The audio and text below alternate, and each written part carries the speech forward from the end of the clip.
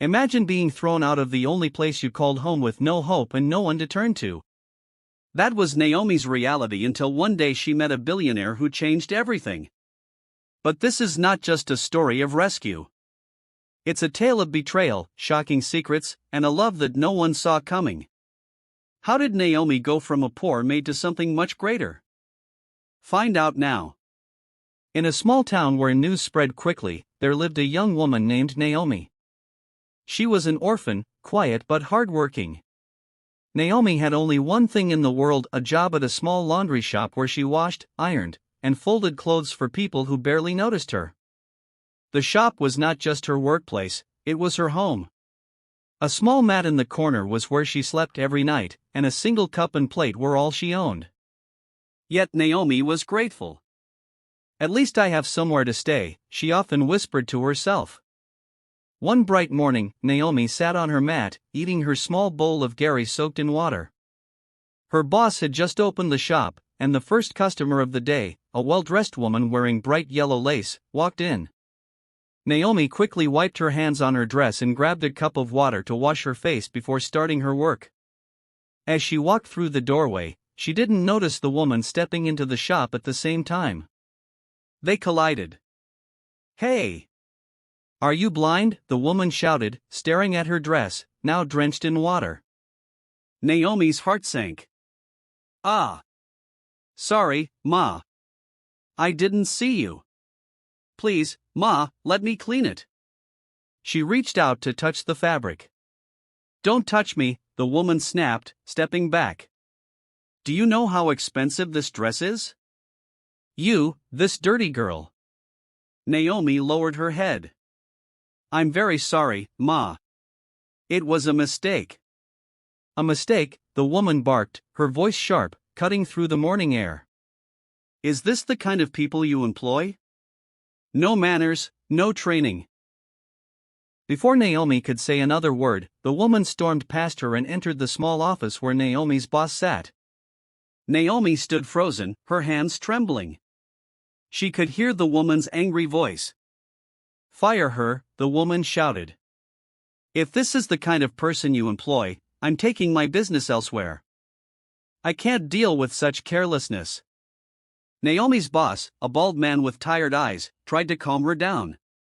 "Madam, please, it's not that serious. She's a good worker." "I don't care," the woman yelled. "If you don't sack her, I'm done with your shop. And don't forget, my fiancé is one of your biggest customers." The boss sighed heavily. He walked out of the office and called Naomi. She stepped forward, her heart pounding as if it would burst out of her chest. "Naomi," he said softly, avoiding her eyes. "I don't know how to say this." "Please, sir, I didn't mean to." Naomi, he cut her off.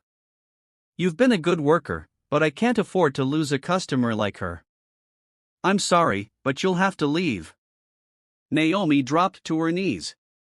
"Ah, sir. Please don't do this. I have nowhere to go. This is where I live, where I eat. Please, sir, don't send me away." Her boss looked at her with pity, but he shook his head. "Naomi, I'm sorry. My hands are tied." The well-dressed woman stood at the doorway, smirking. "That will teach you to watch where you're going," she said before leaving with a loud humph. Naomi sat on the floor, tears streaming down her face. Her world had just crumbled. Where would she go? How would she survive? The day was just beginning, but for Naomi, it already felt like the end. Naomi sat on the floor of the laundry shop, her head buried in her hands. The tears wouldn't stop. She looked up at her boss one last time. "Sir, please. I don't have anywhere to go. I will work harder. I will wake up earlier. Please don't send me away." Her voice trembled.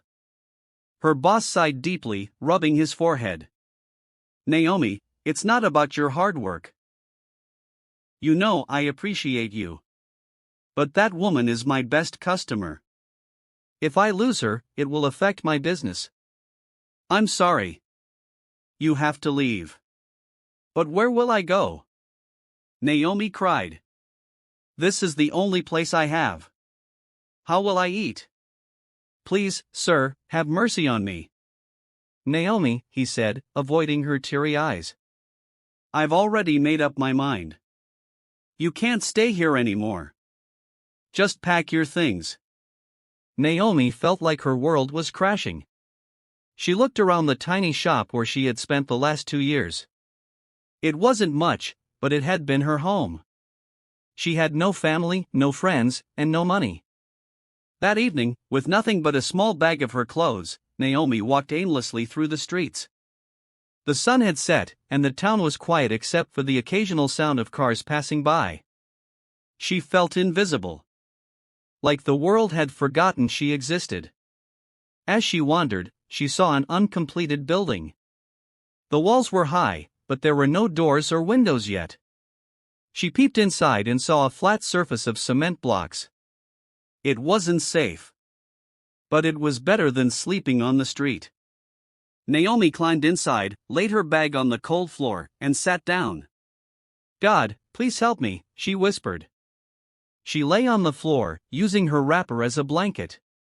The night was long and cold, but she stayed awake, her mind filled with thoughts of what tomorrow would bring. The next morning, the sound of voices woke Naomi. She sat up quickly, startled to see a group of men walking into the building, holding tools and wearing helmets.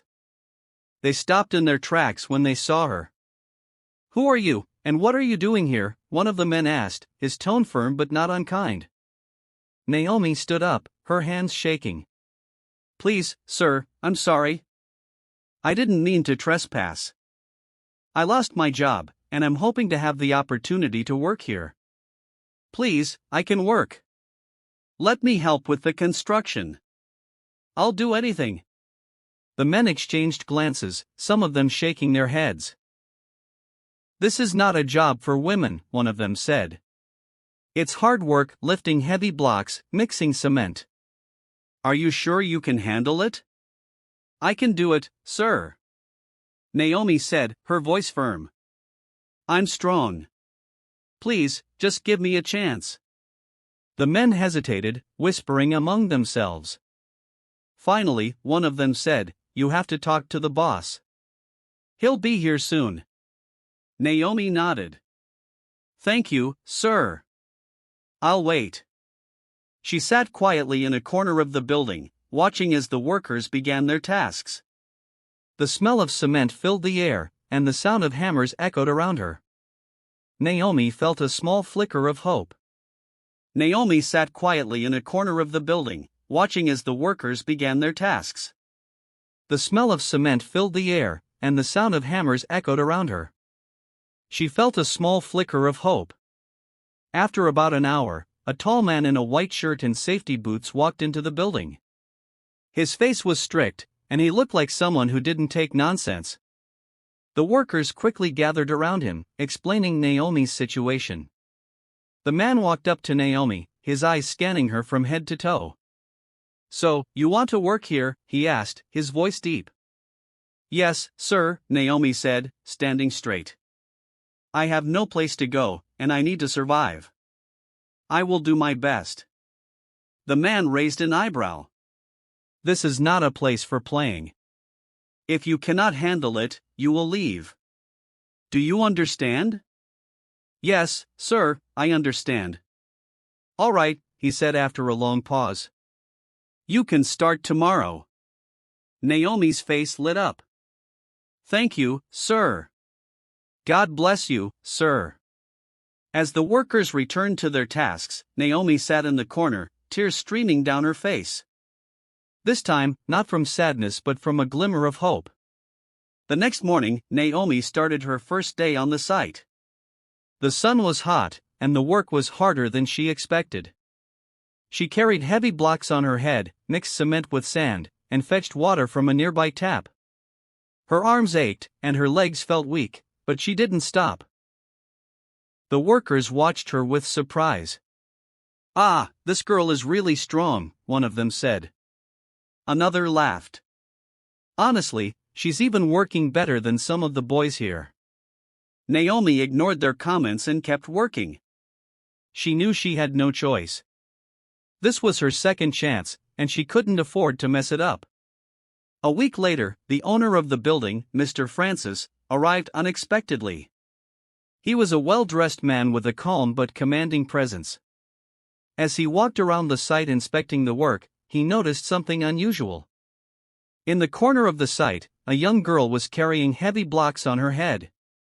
Her clothes were stained with cement, and sweat dripped down her face, but she didn't stop. "Who is that girl?" Mr. Francis asked the engineer, pointing at Naomi.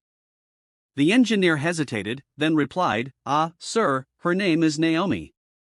She has been working with us for about a week now." "Why is she doing this kind of work?" "This is not work for a young girl," Mr. Francis said, frowning. The engineer explained how Naomi had nowhere to go and had begged to be allowed to work. "She's very hardworking, sir. She doesn't complain, and she gets the job done." Mr. Francis shook his head. "This is not right. Call her here."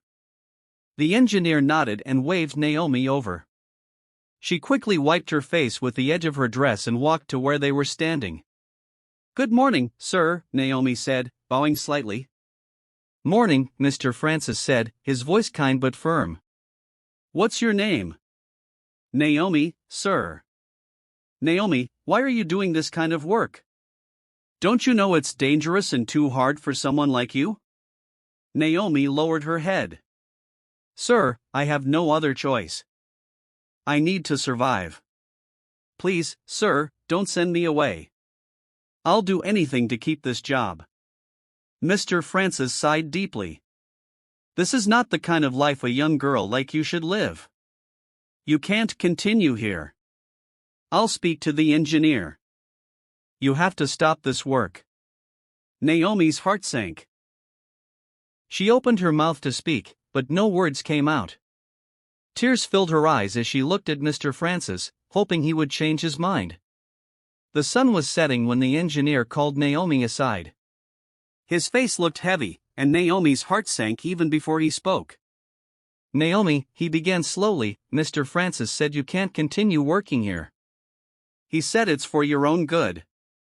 You are too young to be carrying this kind of load." Naomi's chest tightened. "Sir, please, I have nowhere to go. I'll work harder, I promise. I don't even mind sleeping here." The engineer shook his head. "It's not my decision. You have to leave." "I'm sorry. You know what they say, every disappointment is a blessing. I believe God will grant you a better opportunity." Tears spilled from Naomi's eyes as she packed her few belongings and moved to another uncompleted building. That night, as she lay on the cold cement floor, Naomi felt more alone than ever. She hugged herself, shivering in the night air. "God, why me?" she whispered, her voice shaking. "What did I do to deserve this?" But no answer came. Meanwhile, Mr. Francis went to the laundry to collect his freshly cleaned clothes. The owner greeted him warmly. "Good evening, sir." "Welcome." "Good evening," Mr. Francis replied as he handed over his receipt. While waiting for his clothes, he glanced around the shop, his thoughts drifting back to Naomi. Something about her had stayed with him, and he couldn't shake the feeling that she needed help. "Excuse me," he said to the owner. "Do you know a girl named Naomi? She used to work here." The owner's cheerful expression faded. "Naomi? She had a problem with one of our customers. The woman wasn't happy and demanded I sack her." Mr. Francis blinked in surprise. "Shinny? Are you sure?" "Yes, sir. She was very upset that Naomi spilled water on her clothes. She even threatened to stop bringing her laundry here if I didn't fire the girl." Francis was quiet for a moment. "Do you know where Naomi is now?" The owner shook his head. "No idea, sir. She just left like that. I don't think she had anywhere to go." Francis thanked the owner and collected his clothes, but his mind was troubled. Why would Chinny go so far as to get a girl fired over something so small? And where was Naomi now? As he drove home that evening, Francis couldn't help but feel a deep sense of guilt. He knew he had to find Naomi, no matter how long it took. A few days later, Naomi was walking along the roadside, her slippers barely protecting her feet from the rough ground. She wrapped her arms around herself, hoping to find some warmth. The road was quiet, except for the occasional car speeding past. Suddenly, bright headlights lit up the path ahead, and a black SUV slowed down beside her. The window rolled down, and a familiar voice called out, "Naomi!" She froze, straining to see who it was. It was Mr. Francis. "Sir?" Naomi's voice was shaky, unsure if she should run or stay. "What are you doing here at this time of night?" Francis asked, his voice full of concern. "I don't have anywhere to go," she admitted quietly, staring at the ground. Francis frowned. "Get in the car." Naomi hesitated. "Sir, I don't want to disturb you." "You're not disturbing me. I can't leave you here like this. Please, enter." After a moment, Naomi climbed into the car. As they drove, Francis asked her questions about her life. She told him about the laundry job, the uncompleted building, and how she had been trying to survive. Francis sighed deeply. "You're too young to be going through all this. You can come to my house. I'll find work for you there." Naomi's eyes widened. "Your house?" "But sir, no buts," Francis interrupted. "You need help, and I can help. Don't worry." Naomi finally nodded. "Thank you, sir. God bless you." When they arrived at Francis's house, it was already late. The mansion was well lit, with large windows and a neatly trimmed garden. Naomi couldn't believe her eyes. As they stepped inside, Shinny appeared from the living room, her eyes narrowing when she saw Naomi. "Who is this?" Shinny demanded, her tone sharp. Francis remained calm. "Her name is Naomi. She'll be staying here." Shinny's voice rose. "This dirty girl in my house? Are you serious, Francis?" "Yes, I am," he replied firmly. "She needs help, and I've decided to help her." "That's final." Shinny threw her hands in the air. "Francis, have you lost your mind? Do you know what people will say if they see her here?" "I don't care what people say," Francis said, his voice steady. "Naomi is staying. She'll work here and have a place to sleep." Naomi stood silently, feeling like an intruder.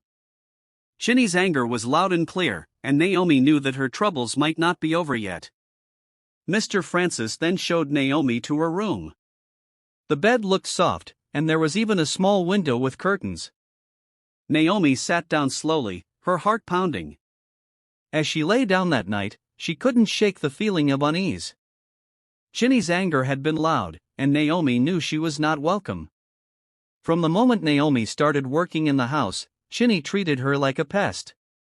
Every little thing Naomi did seemed to annoy her. "Is this how you sweep? Look at the corner." Shinny snapped one morning, pointing at an already spotless floor. "I'm sorry, Ma," Naomi said quietly, grabbing the broom to sweep again. "Sorry for yourself," Shinny hissed, walking away with a frown. It wasn't just the harsh words. Shinny made sure Naomi felt unwelcome in every way. She refused to let Naomi eat most of the time, saying, "This house is not a free-for-all.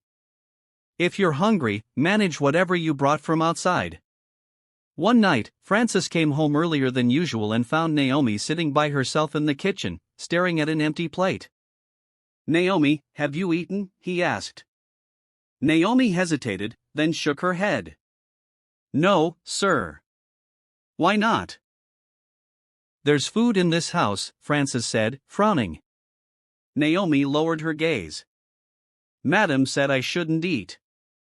Francis's eyes darkened. He stormed into the living room where Shinny was scrolling through her phone. "Why are you starving her?" he demanded. Shinny didn't even look up. I don't know what you're talking about. Don't pretend, Francis said firmly. Naomi is here to work, not to suffer. Go and serve her food now. Chinny laughed bitterly. You're making this girl too comfortable, Francis.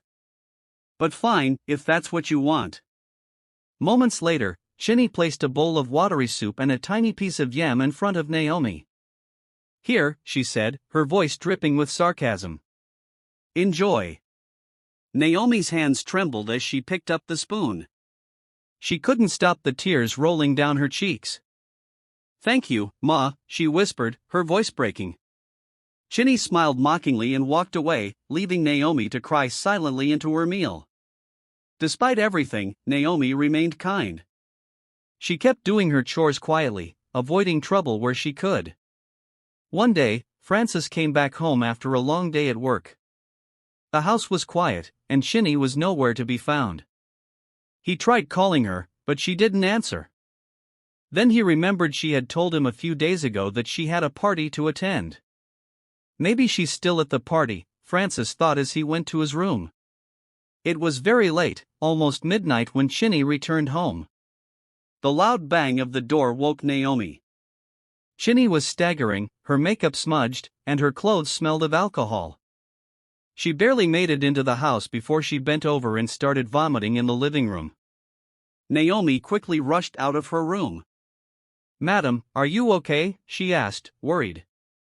Chinny just waved her hand weakly and slumped onto the floor without saying anything else. Naomi grabbed a mop and cleaned up the mess, then she helped Chinny to her feet. Let me take you to bed, madam, Naomi said softly.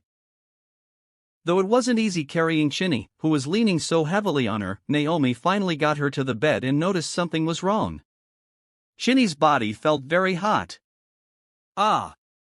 She has a fever, Naomi whispered. She quickly went to the kitchen, brought a bowl of cold water, and began dabbing Chinny's forehead with a cloth. After some time, Chinny woke up, but instead of thanking Naomi, she looked at her with anger. What are you doing? Why are you touching me? Chinny shouted. Madam, you were not feeling well. I was just trying to help you, Naomi explained, still holding the wet cloth. With your dirty hands? How dare you touch my skin? Chinny yelled. She grabbed the bowl of water and emptied it on Naomi's head, drenching her clothes. Naomi stood there, shocked, her eyes filling with tears. I was only trying to help, she said quietly. Just then, Francis walked into the room. He looked at the water on the floor, Naomi standing soaked, and Chinny yelling.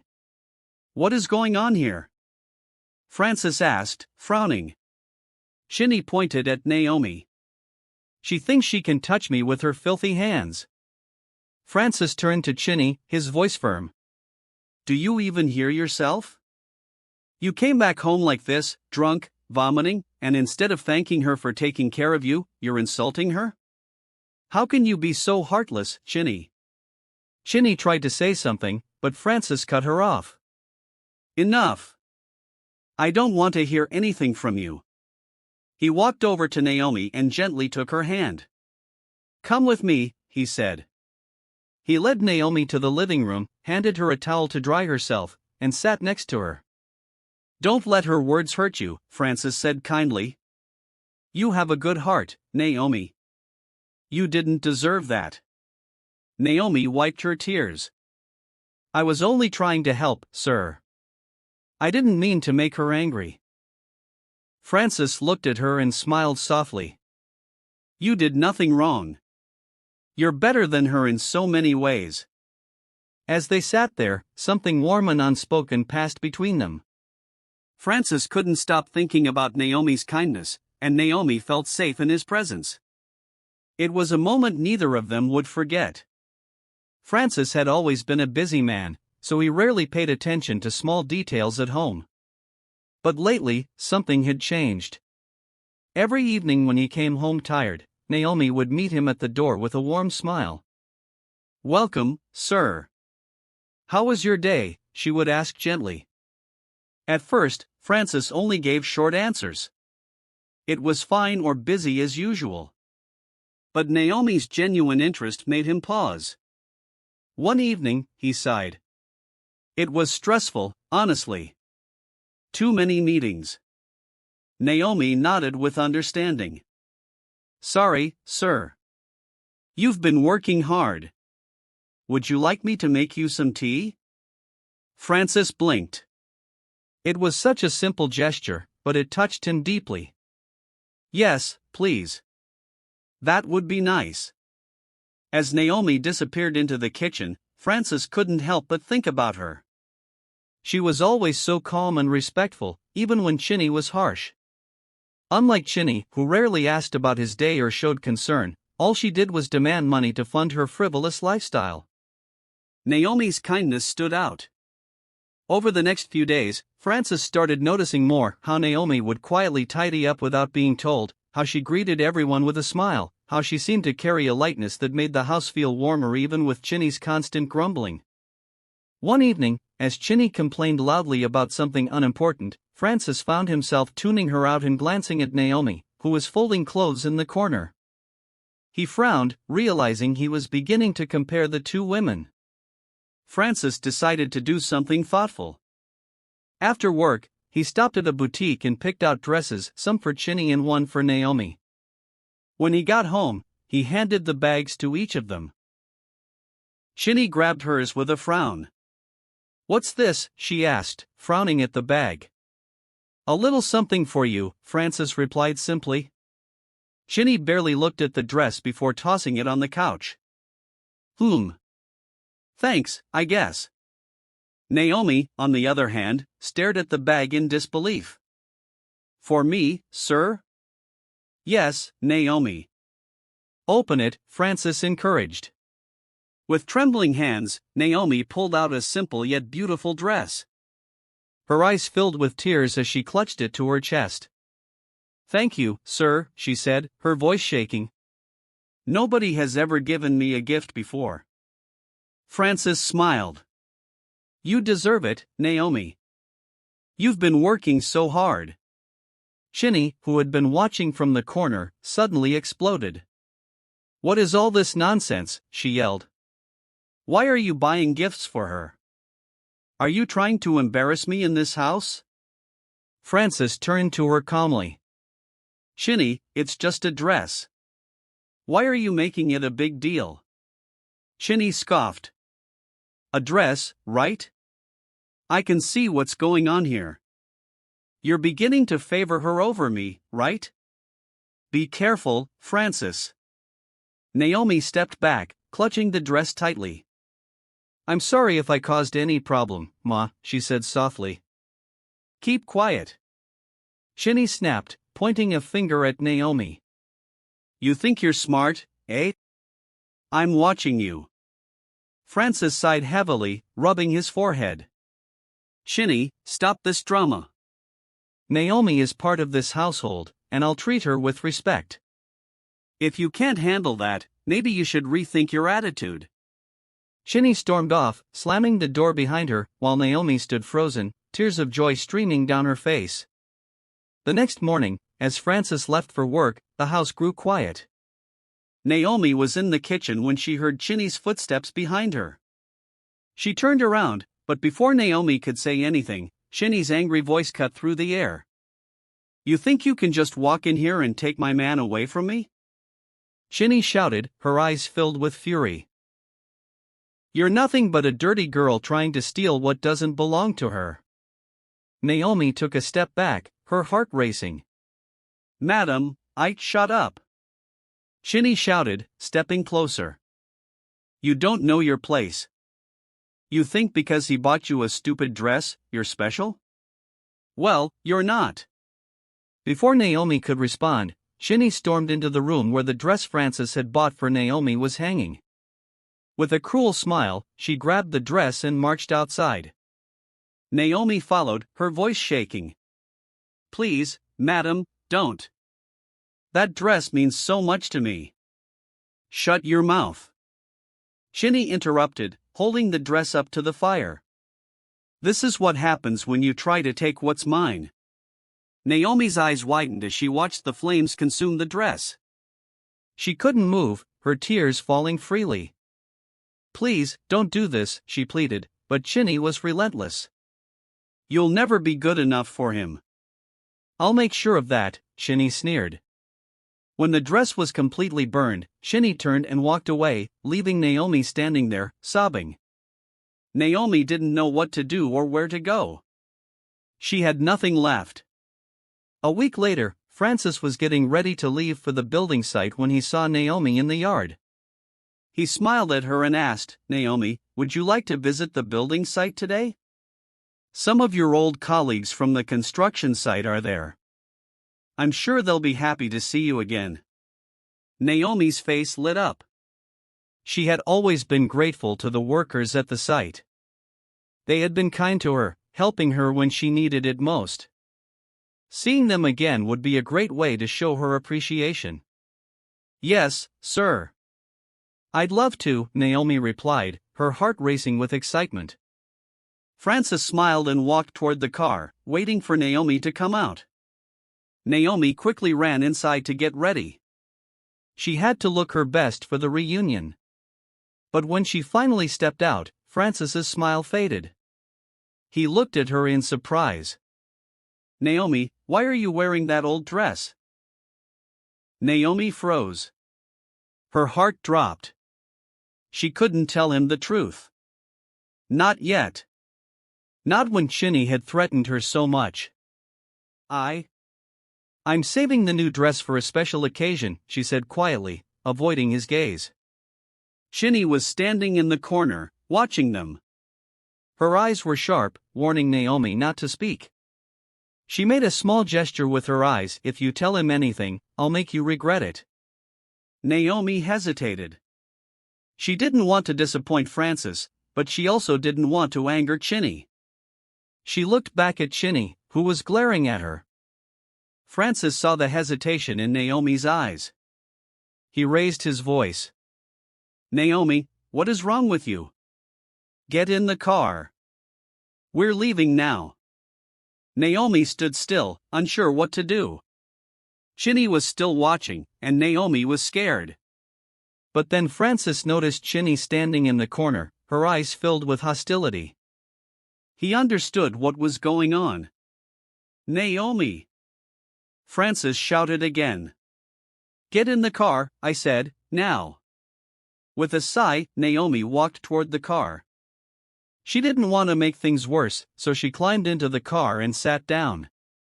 "Let's go," Francis said to Naomi. As the car drove off, Naomi looked back at Chinny, who was still staring at them angrily. Naomi didn't know what was coming next, but she knew one thing for sure: Chinny was not going to stop until she had pushed Naomi out of the picture for good. One afternoon, Chinny called Naomi to the living room. "Naomi, come here. Sit down. Let's talk," she said in a calm, almost sweet voice. Naomi was surprised. Chinny had never allowed her to sit on the couch before. She hesitated for a moment but then walked over and sat down carefully. "Don't be scared," Chinny said, gesturing for her to relax. "Let's just talk." Naomi sat on the couch, still unsure of what was going on. Chinny's voice softened as she began to speak. "I know I've been hard on you ever since you came into this house. I've said things I shouldn't have, and I've treated you badly. But today, I want to make amends," Chinny said, looking Naomi straight in the eye. "I want to treat you like my younger sister from now on. Please forgive me for all my past mistakes." Naomi blinked, confused, but then smiled lightly. "Ma, I don't hold any grudges. We're good. Thanks for letting me stay in your home," she said, trying to match Chinny's tone. For a moment, it seemed like the tension had lifted. Chinny smiled back, and there was a warmth in her eyes that Naomi hadn't seen before. "Can I ask you for a favor?" she asked, her voice gentle. "Anything, Ma," Naomi replied, eager to keep the peace. Chinny smiled. "I'm not good at cooking. Can you make some noodles for me?" Naomi's face lit up. She was happy to do something for Chinny, especially since things seemed to be improving. "Of course. I'll make it right away, she said, hurrying to the kitchen. She cooked the noodles and brought a bowl to Chinny when it was ready. Chinny looked pleased as Naomi set the bowl in front of her. Then Naomi excused herself and went to her room, thinking everything was fine. A few seconds later, she heard Chinny's voice shouting from the living room. Naomi's heart skipped a beat as she rushed out to see what had happened. "Madam, what happened?" Naomi asked, her voice trembling. Chinny was standing, her face twisted in anger. "So you want to poison me?" she yelled. "What did I ever do to you?" Naomi's mouth fell open in shock. "Madam, I didn't put anything into your food." "Please believe me," she said, trying to stay calm. Chinny pointed an accusing finger at Naomi, tears streaming down her face. "I saw you with my own 2 eyes. You put something in my food. This wicked girl wants to take my life," she cried out, looking at Francis as he walked into the room. Francis was confused, looking between the 2 women. "What's going on here?" he asked, his voice tense. Chinny cried louder, pointing at Naomi. "Look at her. She's the one. She's trying to poison me," she shouted, practically wailing. Naomi stepped forward, trying to explain herself. "Madam, I swear I didn't put anything in your food. I was just trying to help." But Chinny wasn't listening. She continued to shout, her eyes wide with fake fear. "She's lying, Francis. She poisoned my food." Naomi, desperate to prove her innocence, couldn't take it anymore. She grabbed the bowl of noodles that Chinny had barely touched and, without a second thought, ate a large spoonful in front of them. "There. You see?" Naomi said, swallowing the noodles. "There's nothing in your food. I didn't poison you." But before she could finish speaking, Naomi felt a sharp pain in her stomach. She doubled over, clutching her belly as the room spun around her. "Naomi!" Francis shouted, rushing toward her as she fell to her knees, gasping for air. "What's happening? Are you okay?" Naomi screamed in pain, her vision blurring. I don't know. It hurts," she cried, tears streaming down her face. Chinny stood at the side, watching Naomi in silence. Then a wicked smile appeared on her face. Francis was in a panic. He turned to Naomi, who was now lying on the floor, clutching her stomach, her breathing shallow. Francis walked into the hospital room and saw Naomi lying on the bed, her face pale but her eyes open. He sat beside her and took her hand gently. Naomi looked at him, still not fully understanding what was happening. "I'm just glad I'm okay," she replied softly. "You are more than okay," Francis continued. "I've been thinking a lot about your future. You told me you wanted to go back to school, right?" Naomi nodded slowly. Francis smiled, his eyes shining with kindness. "I've already spoken to the right people and made sure you're enrolled again. I'll help you with the fees. Whatever you need, I'll be here to support you. This is your chance to chase your dreams." Naomi's eyes filled with tears. "You're serious?" "Of course I am," he said firmly. "You deserve every opportunity, Naomi. I believe in you." Tears streamed down Naomi's face as she looked at him, overwhelmed with gratitude. "Thank you, sir.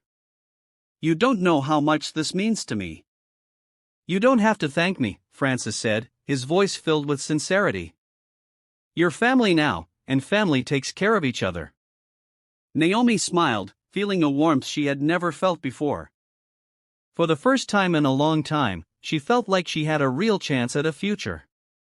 A future where she could finally be free of fear and doubt. And with Francis by her side, Naomi knew she could do anything. She wasn't alone anymore. One evening, Francis sat in the living room, lost in thought. Naomi walked in to ask if he needed anything. Her simple smile and gentle voice always had a way of calming him. "Naomi," he said, looking up at her. Yes, sir, she replied, standing respectfully, her hands clasped in front of her. Come and sit, Francis said, patting the seat beside him. Naomi hesitated but eventually sat down.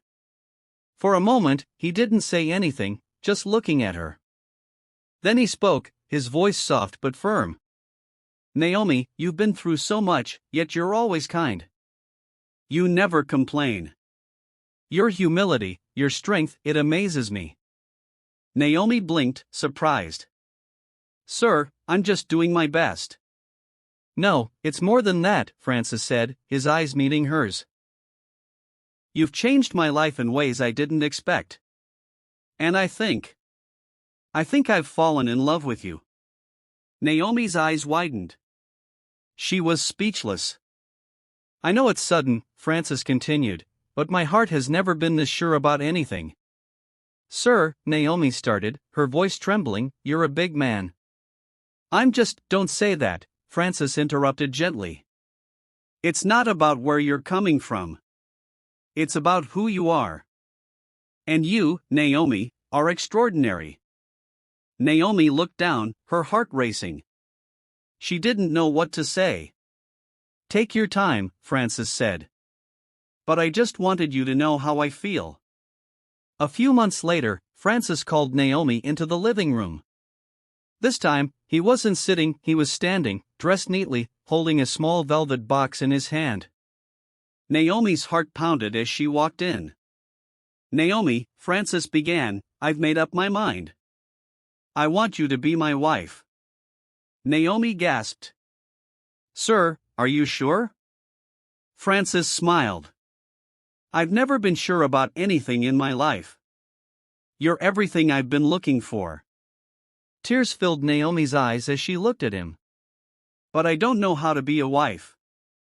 I don't know how to live like you. We'll learn together, Francis said, taking her hands in his. All I need is you by my side. Naomi nodded slowly, her heart overwhelmed with joy and disbelief. Yes, sir. I'll marry you. Francis laughed, pulling her into a hug. No more, sir. Call me Francis. Their wedding was small but beautiful. Close friends and family gathered to celebrate the unlikely love story. Naomi wore a simple white dress, and Francis couldn't take his eyes off her. As they exchanged vows, there wasn't a dry eye in the room. It was a story of hope, love, and redemption. Naomi's life had changed forever, from a homeless girl on the streets to the cherished wife of a kind man. Francis kept his promise to support Naomi's dreams. She went back to school and later started a foundation to help young girls in need. This story teaches us that life can take unexpected turns. No matter how tough things get, kindness, humility, and perseverance will always shine through. It reminds us never to judge people by their situation but by the goodness of their hearts. True love isn't about wealth, status, or appearance. It's about seeing the beauty in someone's soul and standing by them no matter what. To my amazing audience, what did you learn from this story? Share your thoughts in the comments below. I'd love to hear from you. Naomi sat in disbelief, her hands trembling as she held onto Francis's. She never imagined a life where someone as important as him would look at her with so much love and admiration. Her heart pounded as she tried to process everything. But Francis, what will people say? Naomi asked, her voice soft, still unsure if she was dreaming. People will always talk, Naomi, Francis said gently, his thumb brushing over her fingers. But I don't care about what they say. I care about you. You've shown me more kindness, strength, and loyalty than anyone I've ever met. I love you for who you are, not for where you come from. Naomi blinked, feeling a fresh wave of tears rise in her eyes. I don't deserve this, she whispered. Francis cupped her face, tilting her chin up so she could look at him. You deserve everything good in this world, Naomi. And I want to give you that. The sincerity in his voice, the warmth in his eyes, made Naomi's heart ache. For years, she had felt unworthy, like an outsider in a world that never gave her a chance. But Frances saw something in her, something she had never even dared to see in herself. I don't know how to be a wife, she admitted, her voice barely above a whisper. Frances chuckled. And I don't know how to be a husband, he said. But we'll figure it out together. Love isn't about knowing everything from the start. It's about growing, learning, and standing by each other through everything. Naomi smiled, her tears spilling over as she nodded. Okay, she whispered. Yes. I'll marry you. Francis exhaled a breath he didn't realize he was holding. He grinned widely before pulling her into his arms, holding her tightly as if he was afraid she would disappear. You've just made me the happiest man alive, he murmured against her hair. As Naomi rested her head against his chest, she realized something. Maybe, just maybe, she was meant for more than the struggle she had endured. Maybe life had finally given her a reason to hope, to dream. The wedding preparations began almost immediately. Though Francis was a wealthy man, he wanted their wedding to be intimate and meaningful. Naomi, overwhelmed by the attention and the grandness of it all, could hardly believe what was happening. You're going to be a bride, one of the women from the neighborhood told her with a smile as she fitted Naomi's dress. And not just any bride, the bride of one of the most eligible men in town. Naomi blushed, still struggling to see herself in such a role. I never thought something like this would happen to me. The woman patted her hand. Life is full of surprises, dear. And when God blesses you, He does it abundantly. As the wedding day approached, Naomi couldn't help but think about how far she had come. Just months ago, she had been sleeping on the cold floor of an uncompleted building, struggling to find food to eat. Now, she was about to marry a man who not only saved her but cherished her. However, not everyone was happy about their union. Shinny, after being kicked out of Francis's house, had been seething with rage. She couldn't believe that the same girl she had humiliated, tormented, and tried to get rid of was now about to take her place. She must have used some kind of trick. Shinny hissed as she spoke to one of her friends. There's no way Francis would choose her over me. Her friend shrugged. Well, he clearly loves her. Maybe she's different from what you thought. Shinny's eyes darkened. That girl is nothing. A nobody. And I will make sure she never enjoys this marriage. Determined to stop the wedding, Shinny devised a plan. On the eve of the wedding, Naomi was in her room, staring at her wedding dress in awe. She gently ran her fingers over the fabric, still unable to believe this was hers. Just then, a knock came at her door. When she opened it, she was shocked to see Shinny standing there, her expression unreadable. What are you doing here? Naomi asked, her voice wary. Shinny sighed dramatically. I came to make peace, she said. Tomorrow is your big day, and I just wanted to say. I was wrong about you. Naomi hesitated, unsure whether to believe her. You were? Yes, Shinny nodded. I was blinded by jealousy, and I treated you unfairly. But I see now that Francis truly loves you. And I don't want to hold on to bitterness. I just want to let go of the past and wish you well. Naomi's heart softened slightly. She had never been one to hold grudges. Thank you, she said cautiously. May I come in? Shinny asked, smiling. Naomi hesitated for a moment but then stepped aside, allowing Shinny inside. The moment Shinny entered, her eyes scanned the room until they landed on a glass of water Naomi had placed on the bedside table. As Naomi turned to close the door, Shinny quickly pulled a small packet from her pocket and emptied its contents into the glass. She smiled sweetly when Naomi turned back around. You must be so nervous about tomorrow, Shinny said. A little, Naomi admitted. It still feels unreal. Here, drink some water, Shinny offered, picking up the glass and handing it to Naomi. Naomi reached for the glass but paused. Something in Shinny's eyes made her uneasy. Suddenly, Francis's voice echoed in her mind. Shinny set you up once before. Be careful.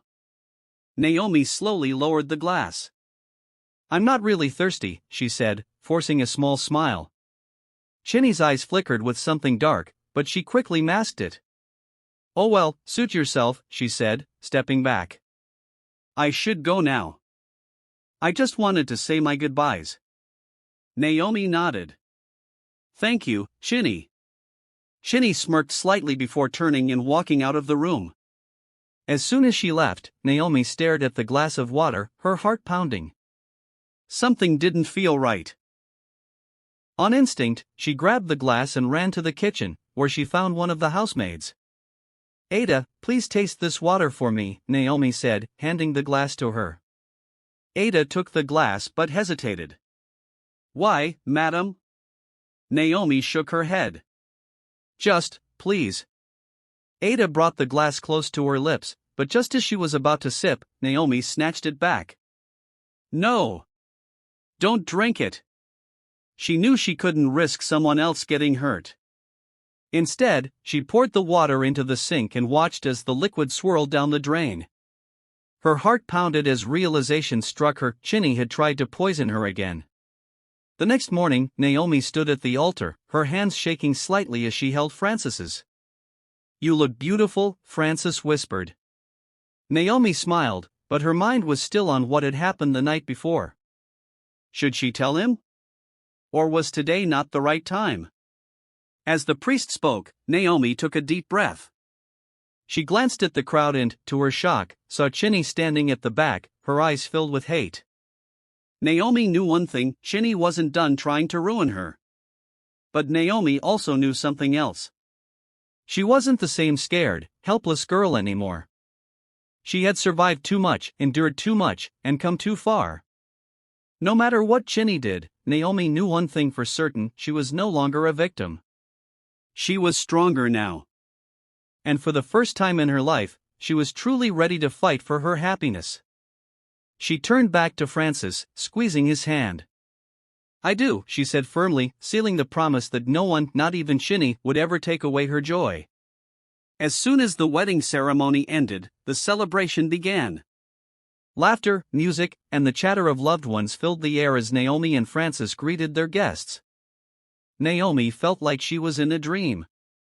Never in her life had she imagined that she would be standing in a beautiful wedding gown, surrounded by love and joy. Frances held her close, his fingers intertwined with hers. Are you happy? He asked softly. Naomi looked up at him, her eyes shining. More than I ever thought possible, she whispered. Frances smiled and kissed her forehead. Good. Because this is just the beginning. The reception went on beautifully, but Naomi couldn't shake the feeling that she was being watched.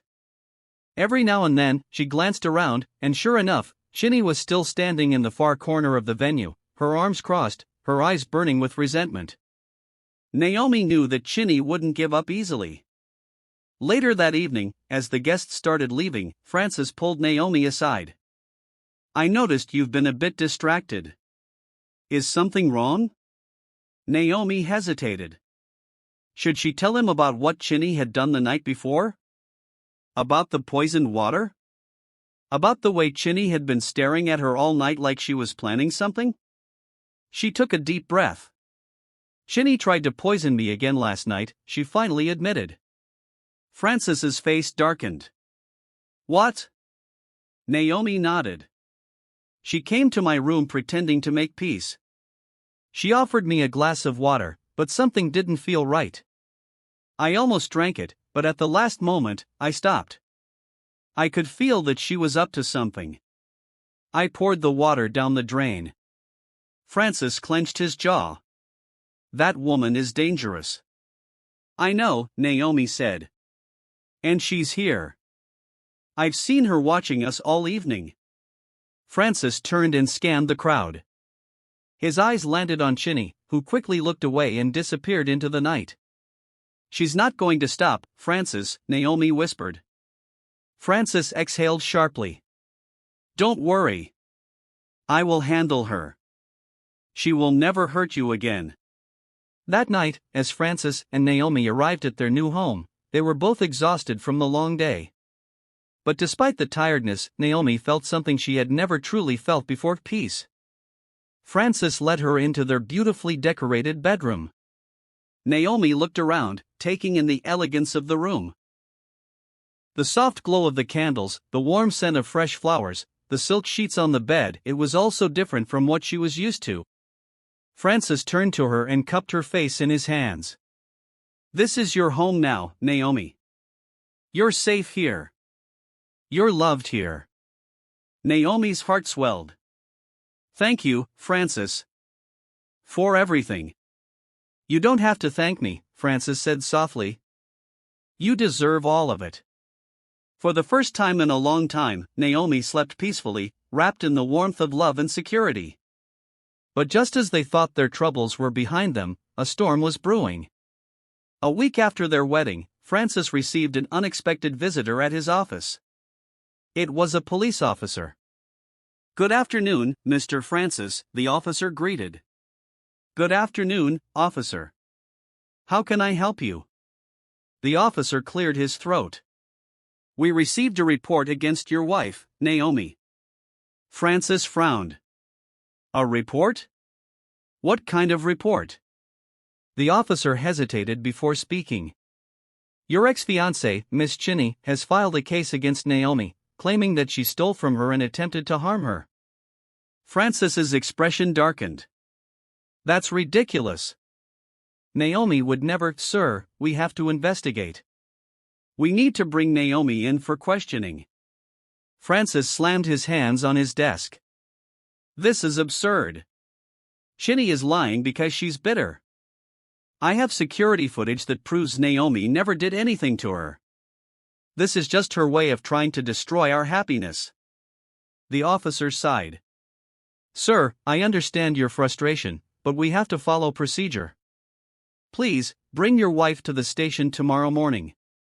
Francis stood, his fists clenched. "Fine. But I promise you, this is a waste of time." That evening, when Francis returned home, he found Naomi in the study, reading. She looked up and smiled. "You're home early." Francis sighed and sat down beside her. "Naomi, something happened today." Her smile faded. "What is it?" He took her hand. "Chinny went to the police.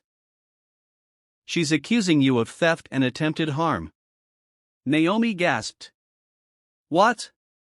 "But I know," Francis said quickly. "I told them she's lying." "But they want you to come in for questioning tomorrow." Naomi felt a lump form in her throat. "Francis, I don't want to go back to that life. I don't want to be treated like a criminal." Francis pulled her into his arms. "You won't be. I promise you, Naomi, I will not let anyone harm you. We will go together, and we will clear your name." The next morning, they arrived at the police station. Naomi's hands were trembling as she stepped inside, but Francis held her tightly, reassuring her with his presence. Chinny was already there, sitting across from an officer, her arms folded. She smirked when she saw Naomi. "There she is," Chinny said dramatically. "The thief and the liar." Naomi swallowed hard but said nothing. The officer looked between them. "We will now hear both sides of the story." Chinny leaned forward, her voice dripping with false emotion. "Officer, this girl worked for me. She was jealous of me, always looking for ways to take what was mine. She stole jewelry from my room, and when I confronted her, she tried to poison me." Francis burst out laughing. "Do you have any proof, Chinny?" Chinny blinked. Well, she was always sneaking around." "Did you ever catch her stealing?" the officer asked. Chinny hesitated. "No, but I know she did." The officer turned to Naomi.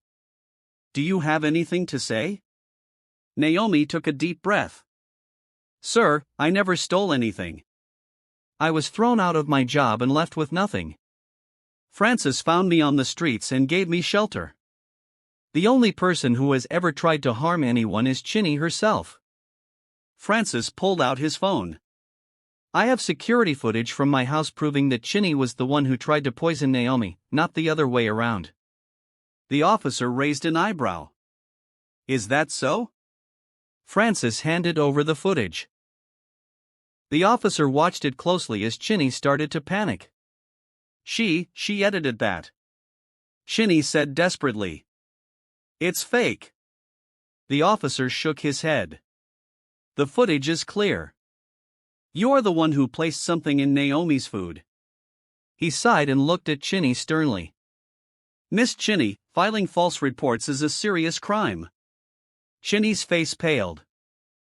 We should be arresting you for attempted poisoning, the officer continued. But Mr. Francis, it's up to you. Do you want to press charges? Francis looked at Naomi, who was staring at Chinny with sadness rather than anger. Naomi took a deep breath and shook her head. No. I just want her to leave us alone. Chinny stared at her in shock. You're letting me go? Naomi nodded. Yes. But don't mistake my kindness for weakness. This is the last time. If you ever come near me or Francis again, I won't be so forgiving. Chinny swallowed hard and turned away, knowing she had lost. As Francis and Naomi walked out of the station hand in hand, Francis looked at her with admiration. You're incredible, you know that? Naomi smiled. I just want peace, Francis. I want us to be happy. Francis squeezed her hand. We will be, Naomi. I promise. And for the first time in her life, Naomi truly believed that. She was no longer just a poor maid who had been thrown out onto the streets. She was a woman who had fought, survived, and found love in the most unexpected place. Her past no longer defined her. Her future was hers to create. As Naomi and Francis walked out of the police station, she felt as if a weight had been lifted from her shoulders. For so long, she had been at the mercy of others, tossed around by life's cruelty. But now, for the first time, she had taken control. She had faced her past, stood up to Chinny, and walked away with her dignity intact. Francis held her hand tightly as they got into the car. Are you okay? He asked, concern lacing his voice. Naomi took a deep breath and nodded. I am now. Francis kissed the back of her hand. No one will ever trouble you again, Naomi. I will make sure of it. Naomi smiled, feeling warmth spread through her heart. I know, Francis. And I believe you. The drive home was quiet, both of them lost in thought. Naomi stared out of the window, reflecting on everything that had happened. She had started out as a poor orphan, working tirelessly just to survive. She had been humiliated, thrown out, forced to sleep in an uncompleted building. She had begged for work, endured abuse, and suffered greatly. But now, she had a home. She had love. And more than anything, she had a future. When they arrived at their house, Naomi felt an overwhelming sense of peace. This was home. This was where she belonged. That evening, as they sat down for dinner, Francis reached across the table and took her hand. Naomi, I want to ask you something. She looked up at him. What is it? Now that all of this is behind us, what do you want to do? I mean, truly want to do? You've always worked for others, lived at the mercy of circumstances. But now, you have choices. So, tell me, what do you want for your future? Naomi blinked, taken aback by the question. No one had ever asked her what she wanted before. She had spent her whole life just trying to survive. But now, for the first time, she could dream. I want to help girls like me, she said slowly, realizing the truth as she spoke it. Girls who have nowhere to go, who are abandoned, who think they have no future. I want to give them hope. Francis smiled. Then let's do it. Naomi's eyes widened. You mean? We'll start an organization. A foundation. We'll provide shelter, education, opportunities for girls in need, Francis said. You can lead it. This will be your purpose, Naomi. Your chance to change lives the way yours was changed. Tears welled up in Naomi's eyes. Francis, are you serious? Absolutely. Naomi jumped from her seat and threw her arms around him. Thank you. Thank you so much. Francis chuckled. You don't have to thank me, love. This is your dream, and I will always support you. And so, the Naomi Hope Foundation was born. In the months that followed, Naomi worked tirelessly to bring her vision to life. She and Francis bought a large piece of land and built a shelter for homeless girls. They hired teachers, counselors, and social workers. The foundation grew quickly, attracting support from donors and volunteers who believed in Naomi's mission. One by one, girls arrived, some orphaned, some abandoned, some running from abuse. Naomi welcomed each of them with open arms, seeing in their eyes the same pain she had once carried. One evening, Naomi was walking through the shelter when a young girl, no older than 12, tugged at her sleeve. Auntie Naomi? Naomi knelt down. Yes, sweetheart? Thank you for helping us, the girl whispered. Before I came here, I thought I would always be alone. But now, I have friends. I have hope. Naomi's heart swelled with emotion. She hugged the girl tightly. You will never be alone again. I promise. As the years passed, the foundation grew, touching the lives of hundreds of young girls. Naomi, once a poor orphan with nothing, had become a beacon of hope. But even as her life blossomed, she never forgot her past. She would visit the uncompleted building where she once slept, just to remind herself of how far she had come.